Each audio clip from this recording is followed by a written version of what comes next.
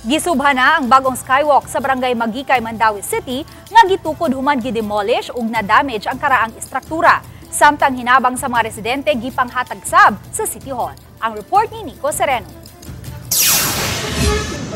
Kini ang bagong skywalk sa barangay Magikay, Mandawi City nga gibindisyonan o gibuksan.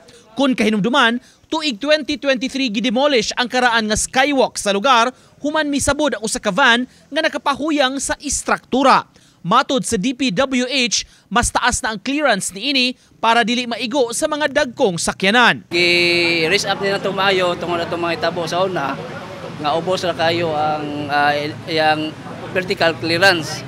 O itong na ay nasangyad mga container van, karon 6 meters na niya itong clearance vertical. Sa maong dapit, busy og puno sa mga sakyanan, labi na mga dagkong trucks sa maong parte sa highway. Number one priority is public safety.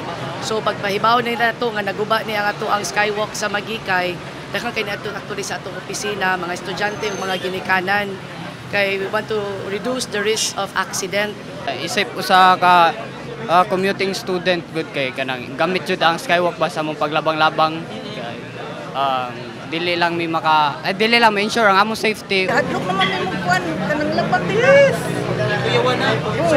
Pasalamat gid ko ani. Pasalamat minoy mo ito nga radio ko pasalamat ko.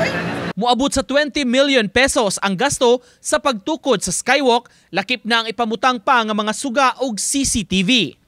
Mihatag og breakdown ang mga opisyales sa nagasto niini. Lakip na ang nagasto sa pagdemolish sa karaang istruktura ug sa ipamutang pa nga mga solar panels ug CCTV aron mas secure ang dapit. Pagsiguro sab kuno kini nga dili kaistaran ang skywalk. Nagplano yun mi nga butangan yun na mo siya og mga safety officer, no, tulo ka chef para masigurado yun ang safety sa tanan nga muagi ani nga mao nga skywalk. Kay based man gud sa amo experience sa una nga nay mga tulog usahay diri.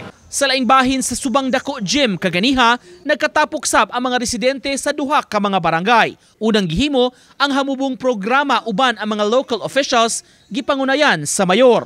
Bisag kung sa kagamay, ang amo ni kinasing-kasing. Basta lang yun mauli ang kwarta ninyo.